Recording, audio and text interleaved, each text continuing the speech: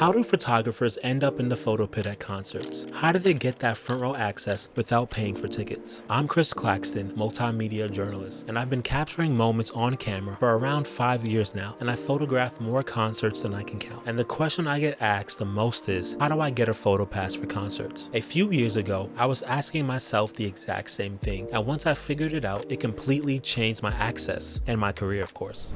Here's the key, and this is non-negotiable. You have to be photographing for someone, a newspaper, a magazine, a website, a radio station, the venue, the artist, the promoter. Because the first question you'll be asked when requesting a photo pass is always, who are you shooting for? Step 1, start shooting concerts anywhere. If you haven't shot concerts before, you don't start at arenas or festivals. You first start where access is easy. Small venues, bars with live music, open mics, local showcases. Most of the time, a lot of these places don't restrict cameras much at all. A quick tip is to go to these events, talk to these people, a few times, introduce yourself to the people having the event, to the artists, and then ask if you can shoot their next set. Don't just come in there one day with the camera looking a little weird, especially if it's like a reoccurring event like an open mic night. Most people will say yes, and then just like that, you're in, you have access, and you can shoot. Step 2 is to build a really great portfolio. Once you shot a few shows, you'll build a light portfolio, and your job is to make sure it's a tight and good one. Not everything you want to throw in your portfolio, right? You just want to showcase your best. You need 10 to 20 very strong,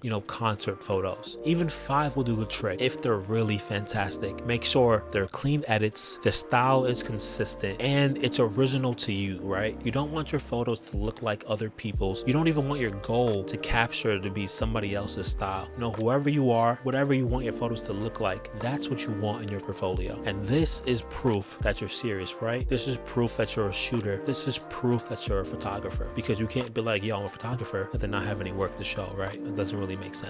Step 3 is to find a publication. Here's where a lot of people get stuck, but it's kind of simple in a sense, right? You don't need to work full-time for a publication. You can be a freelancer, a contributor. You can pitch local outlets. You can shoot for a blog or a media platform, or even your own blog or media platform. You need to reach out to certain people, certain platforms, and introduce yourself. You can send them a message and be like, hey, I'd love to cover your local concert. I'd love to give you the photos for free. Here's my work. And when it comes to reaching out, as long as you can name who you're shooting for, you're pretty much eligible for a photo pass. Step 4 is who to contact for a photo pass. Let's say Billie Eilish is coming to town and I want to photograph for her. What I need to do is reach out to the publicist or the manager. And to find that information, I need to go to Billie Eilish's website, her contact page, right? Her Instagram bio, her Facebook about section. And if that doesn't work, you can Google, Billie Eilish name publicist or Billie Eilish name manager. If you do your research, you can eventually find these people's information. And I'm telling you that because I've done it thousands of times. You can also try to find the record label. If it's a festival, the festival press office, but most festivals will have, information in their bio or something, or even the venue's PR. And in rare cases where you find that person's phone number,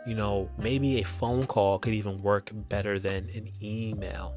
Sometimes. Step 5 is how to ask. When you reach out, you need to be professional, clear, and straight to the point, because they don't have time to read in a super long email. You need to say who you are, who you're shooting for, where the photos will be published, why are you photographing these photos to begin with, and make sure you send them a link to your portfolio. Keep it simple, straight to the point. And very important here is that timing matters. Photo passes are super limited, so you need to reach out early. Track tours, use tools to find out where the artist is going, where they're coming from, and make sure you stay organized. The earlier you ask, the better chances you have to get a photo pass. Better to be early than it is to be late. And to be completely honest, if you feel like you're not qualified yet, maybe you're just insecure, and that's okay, but reach out anyway, because you never know what will happen. Everyone starts somewhere, and maybe right now is the best time for you to start. Make sure that you act like a professional photographer before you even feel like you are one. You need to build a portfolio and build relationships and just keep asking, because it only takes